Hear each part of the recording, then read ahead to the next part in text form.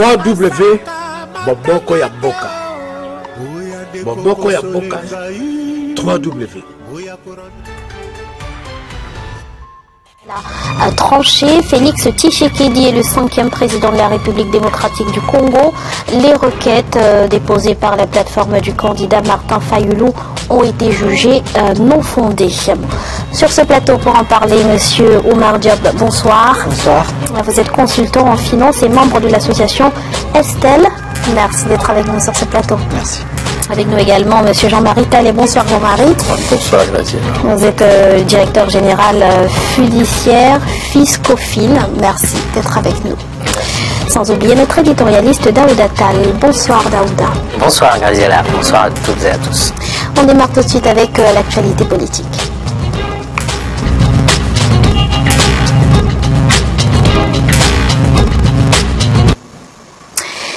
Alternance politique en République démocratique du Congo. L'opposant Félix Tshisekedi devient le 5e président du pays. La Cour constitutionnelle a validé dans la nuit de samedi à dimanche 20 janvier sa victoire avec plus de 38% des suffrages et a rejeté le recours déposé par son rival de l'opposition Martin Fayulu.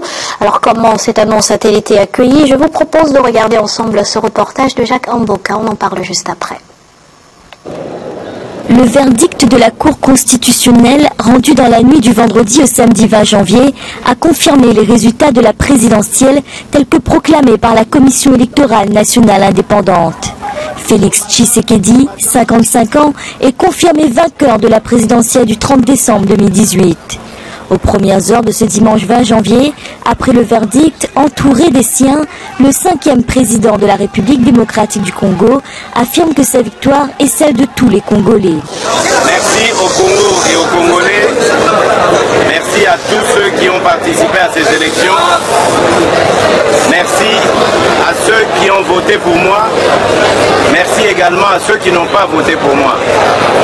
Ce soir, c'est le Congo qui a gagné. Ce n'est pas la victoire d'un camp contre un autre. Le nouveau président de la République est appelé à relever plusieurs défis, notamment celui de la réconciliation qui affecte gravement l'opposition congolaise.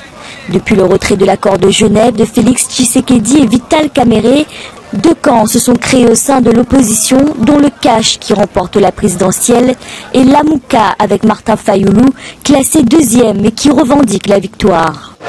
Je me suis engagé dans cette campagne à réconcilier les Congolais entre eux, les Congolais avec le Congo, et je vais m'engager à cela. En 58 ans d'indépendance, la République démocratique du Congo va vivre pour la première fois une alternance pacifique au sommet de l'État. Élu avec 38,57% des suffrages, Félix Tshisekedi va prêter serment ce jeudi 24 janvier 2019.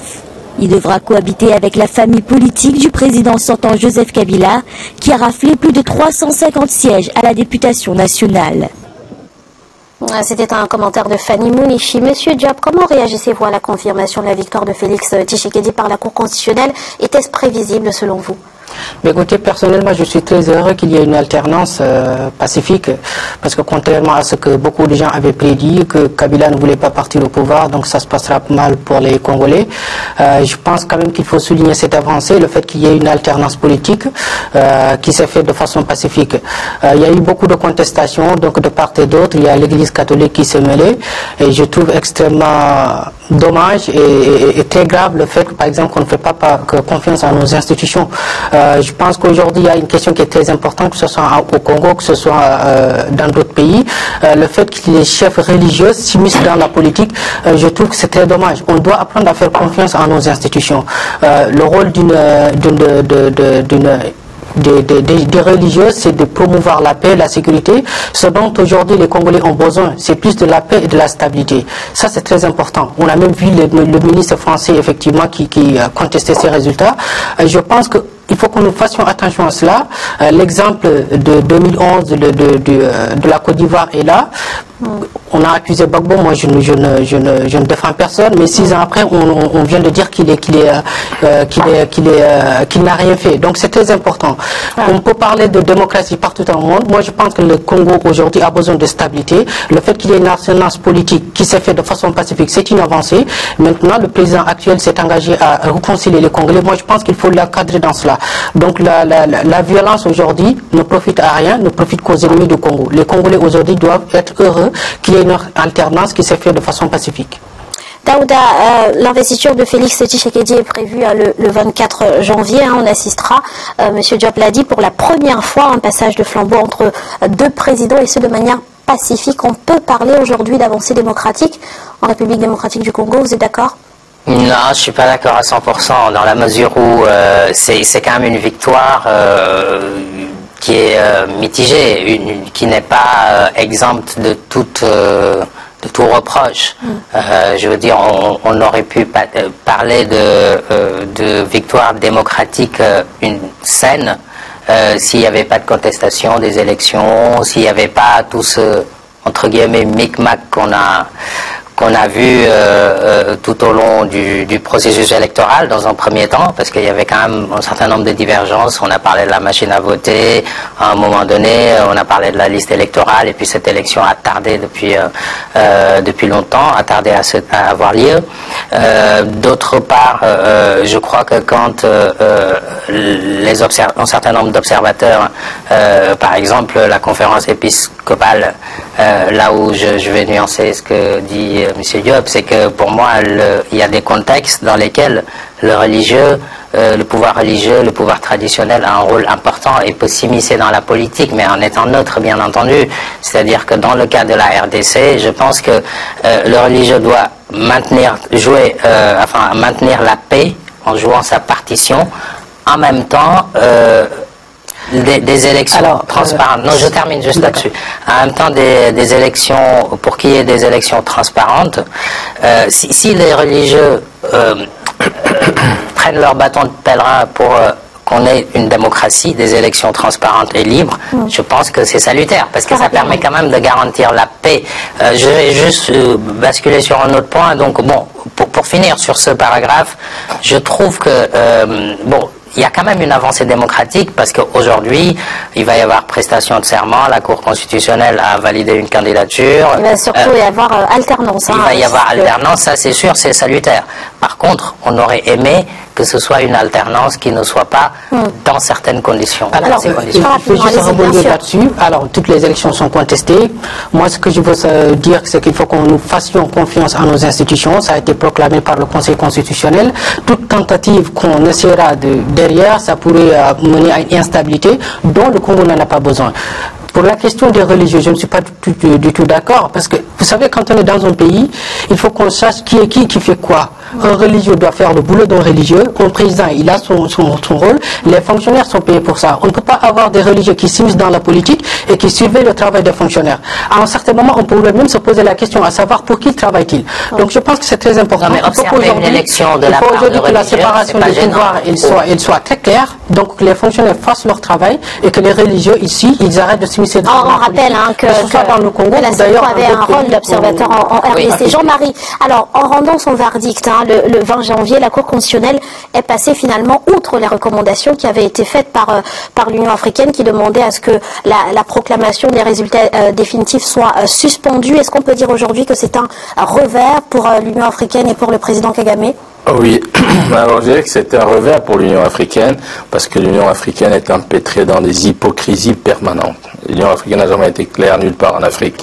Et ça se sait. Donc ceux qui sont aux commandes de l'Union africaine n'ont jamais été clairs non plus entre eux, avec eux-mêmes et par rapport aux situations auxquelles ils sont confrontés. Si on prend le président Kagame, il n'a jamais été clair, lui, par rapport à Kabila, et ensuite son pays par rapport à la RDC, qui, pour la plupart, en matière de développement, son pays dépend aussi beaucoup de la stabilité de la RDC.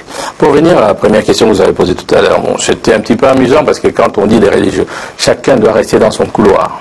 Les religieux ne sont pas des observateurs électoraux. Ça, c'est clair et net. Donc, il faut qu'ils restent dans leur couloir et qu'ils aillent faire la morale, qu'ils aillent faire l'éthique, qu'ils aillent assurer la paix sociale dans les environs et en même temps qu'ils ne déroutent pas le peuple. Chacun reste dans son couloir. Que les politiques et les institutions politiques jouent leur rôle. Le fait que la Cour constitutionnelle ait déclaré Tshisekedi vainqueur définitif concernant les résultats qui sont censés être définitifs. Ce n'est pas une signification d'une avancée démocratique, parce que ce n'est pas fluide pour tout le monde, mais c'est quand même une petite avancée qu'on peut mettre au compte de l'alternance, l'acceptation de la paix par le peuple, de l'ensemble du peuple congolais. Je pense que là-dessus, je pense que il faut préciser une chose sur la question des religieux. Il ne s'agit pas d'une immersion dans la vie politique. Alors, monsieur, pardonnez-moi, mais nous manquons de temps et puis c'est un autre débat d'Aouda. Dans le processus électoral en RDC, l'Église a quand même joué un rôle de facilitateur. Ça s'arrête là, et puis ils ont observé des élections. Ça oui, mais il ne faut jamais qu'on se serve de l'Église ou des hommes d'Église pour faire... Alors, merci messieurs, s'il vous plaît. Je voudrais qu'on avance un petit peu. Je termine en disant que le fait que la Cour constitutionnelle proclame M. Tshisekedi comme président de la République, c'est pour faire taire toutes les élucubrations qu'il y a en Afrique et qui minent l'Afrique tout le temps, en permanence, pendant ou après les élections, et qu'enfin que les Congolais, ce qu'ils sont en train de faire, et j'espère qu'ils le feront vivement, qu'ils finissent autour d'un principe simple, une unité, une union, une vision commune pour développer le pays. Justement, malgré la confirmation des résultats par la Cour constitutionnelle, Martin Fayulu, de son côté, il ne renonce pas. Il s'est autoproclamé ce dimanche seul président légitime de la République démocratique du Congo et a d'ailleurs appelé à des manifestations pacifiques sur toute l'étendue du territoire. Monsieur Diop, est-ce qu'on va vers une crise post-électorale en RDC? Écoutez, s'il persiste dans sa position, effectivement, on ira vers cette instabilité, dont d'ailleurs le Congo n'en a pas besoin. Moi, j'insiste là-dessus, c'est très important. Le Congo, c'est un pays fragile, qui est pauvre, ils n'ont pas besoin d'instabilité politique. C'est très important. On peut parler de démocratie, parce que la démocratie ne se résume pas à une élection. Que Fayulu gagne ou pas, s'il avait gagné aujourd'hui, on ne pouvait pas résumer cela à une démocratie. Donc c'est très important. Moi, je pense qu'on a eu cet exemple au Gabon, où au moment où je vous parle, Jean-Ping proclame toujours être le président. La Cour constitutionnelle a déjà validé les élections. Le président, c'est Tshisekedi. Moi, je pense qu'il faut que nous apprenions à faire confiance à nos institutions, que nous apprenions à avoir la stabilité. Parce que si aujourd'hui on a pu faire... Et d'ailleurs, l'élection a été en partie acceptée par le peuple. Ça, c'est globalement l'appel qu'il est en train de faire. Il n'est pas... Parce que le peuple souhaitait avant tout qu'il y ait une alternance politique. Je termine par ça. L'appel qu'il est en train de faire le peuple, il n'est pas forcément entendu parce qu'on n'a pas vu l'engouement dont il attendait. Je pense que ce dont on a besoin, c'est de la stabilité. Et cette stabilité, il faut que le peuple s'y mette. Il a été candidat... Martin Fayulu a été candidat à l'élection présidentielle. Il y a eu des fuites à un moment donné au niveau de la CENI qui ont supposé... Non, je pense qu'il faut utiliser ça au conditionnel parce que... Mais je dis bien qui étaient supposés lui donner la victoire, bien entendu. Maintenant, je pense que dire qu'il ne doit pas y avoir de contestation parce que la Cour constitutionnelle a dit le droit ou parce que la CENI a proclamé des résultats qui sont à la faveur d'un camp, peut-être s'il a gagné, tant mieux. Mais je pense qu'on est en démocratie et si on tient ce discours-là, ça veut dire quoi? Toutes les élections qui sont volées en Afrique, et on le sait, il y a des cas, je veux dire, c'est un secret de polichinelle, ça veut dire qu'on fait rien à cause de la peur, de l'instabilité, on ne revendique pas, on réclame pas des élections transparentes, etc.